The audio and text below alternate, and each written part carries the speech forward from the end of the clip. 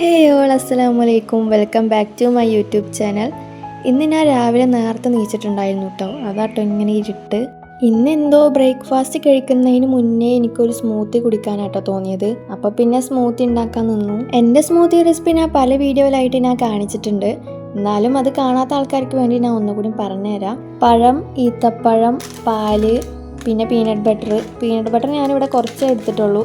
കാരണം എൻ്റെ peanut butter കുറച്ച് കഴിയാനായിട്ടുണ്ട്. അപ്പം ഞാൻ പിശുക്കി യൂസ് ചെയ്യാം കേട്ടോ. അപ്പോൾ അത് കുറച്ച് എടുത്തിട്ടുള്ളൂ. പിന്നെ ഓട്സും ഇത്രയും ഇട്ടിട്ട് ഒന്ന് ബ്ലെൻഡ് ചെയ്തെടുത്താൽ എൻ്റെ സ്മൂത്തി ഇവിടെ റെഡിയായി.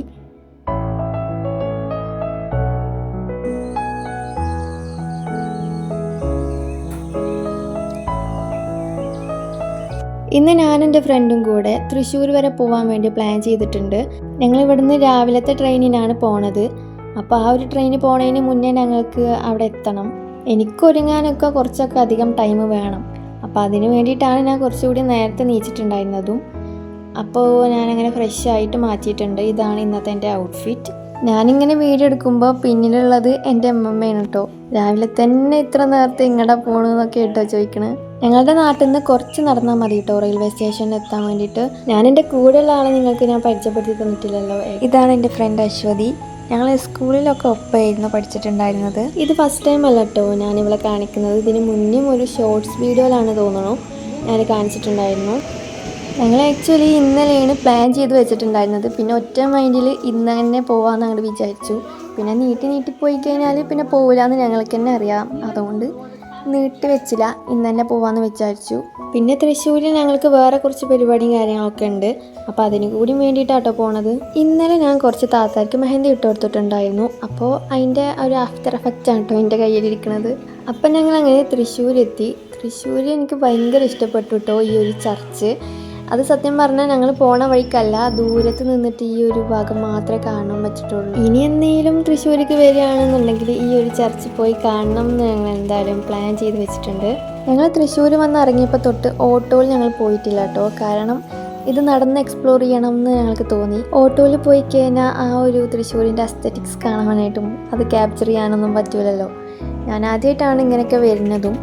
അപ്പോൾ നടന്നിട്ട് എക്സ്പ്ലോർ ചെയ്യാമെന്ന് തന്നെ ഞങ്ങൾ വിചാരിച്ചു. പിന്നെ വേറൊരു ഗുണം എന്താണെന്ന് വെച്ച് കഴിഞ്ഞാൽ ഞങ്ങൾ നടന്നു പോകുന്ന ടൈമിൽ ഇതുപോലെയുള്ള ഓരോ ഷോപ്പിലും കയറിയിട്ട് നല്ല അഫോർഡബിൾ റേറ്റിൽ ഞങ്ങൾക്ക് ഓരോ സാധനങ്ങളും കിട്ടിയിട്ടുണ്ടായിരുന്നു. ഞാൻ പിന്നെ ഷോപ്പിങ്ങിൻ്റെ കാര്യത്തിൽ വൻ ഫ്ലോപ്പ് ആയതുകൊണ്ട് എൻ്റെ കാര്യം ഭയങ്കര കോമഡി ആയിരുന്നു. ഞാൻ പറഞ്ഞുതരാം. കാരണം എനിക്ക് എവിടെയെങ്കിലും ഒന്ന് ഒറ്റയ്ക്ക് പോയി കഴിഞ്ഞാൽ നല്ല രീതിയിൽ ഷോപ്പ് ചെയ്യാനൊന്നും വയ്ക്കില്ല. എന്തെങ്കിലും പൊട്ട സാധനങ്ങളൊക്കെ വാങ്ങിയിട്ട് വരും. എന്നിട്ട് വീട്ടിലെത്തിക്കഴിഞ്ഞാൽ ഇങ്ങനെ ആലോചിക്കും, അയ്യോ അത് വാങ്ങിയാൽ മതിയായിരുന്നു, ഇത് വാങ്ങിയാൽ മതിയായിരുന്നു. അത്രയും വില കുറവിന് സാധനങ്ങളൊക്കെ കണ്ടിട്ട് ഞാൻ വാങ്ങിയില്ലല്ലോ അങ്ങനെയൊക്കെ ആലോചിച്ചിട്ട്. സത്യം പറഞ്ഞാൽ വേറൊന്നുമല്ല, എനിക്ക് ഭയങ്കര പേടിയാണ് എൻ്റെ കയ്യിലുള്ള പൈസ തീരുമോ അങ്ങനെ ആലോചിച്ചിട്ട് ഒറ്റയ്ക്ക് പോകുമ്പോൾ. അതാണ് സംഭവം. പിന്നെ ഉച്ചയായപ്പോൾ ഫുഡൊക്കെ കഴിച്ചിട്ടുണ്ടായിരുന്നു. പക്ഷെ അതൊന്നും എനിക്കങ്ങനെ ഷൂട്ട് ചെയ്യാൻ പറ്റിയിട്ടുണ്ടായിരുന്നില്ല. എനിക്ക് ഈ ആൾക്കാരൊക്കെ ഇങ്ങനെ നോക്കി നിൽക്കുന്ന ടൈമിൽ എനിക്കിങ്ങനെ ഷൂട്ട് ചെയ്യാനൊക്കെ നല്ല മടിയുള്ള ഒരാളാണ് ഞാൻ. പിന്നെ ഈ മരമൊക്കെ നോക്ക്, എന്ത് രസമല്ലേ.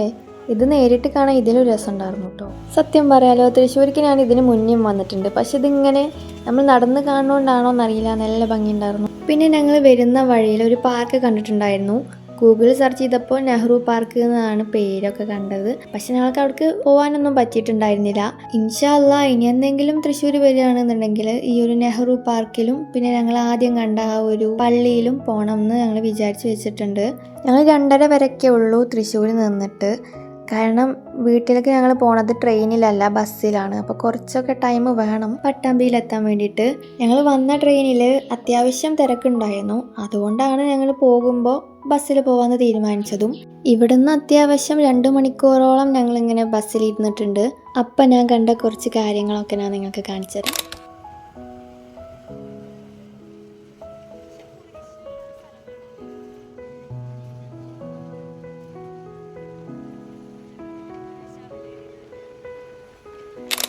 അങ്ങനെ ബസ് ഇറങ്ങി ഞങ്ങൾ അങ്ങനെ വീട്ടിലേക്ക് പോയിക്കൊണ്ടിരിക്കുക കേട്ടോ. ഞങ്ങൾ വന്നതും ഈ ഒരു പാടത്തു കൂടെ തന്നെയാണ്, അതുപോലെ പോണതും പാടത്തു കൂടെ തന്നെയാണ് കേട്ടോ.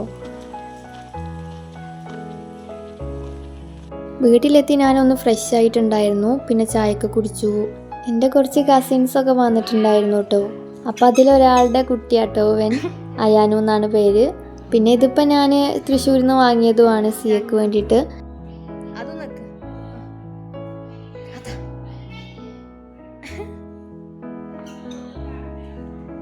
പിന്നെ ഈ ഒരു കുട്ടി ലബൂബുവിൻ്റെ കീ ചെയിനും വാങ്ങിയിട്ടുണ്ടായിരുന്നു.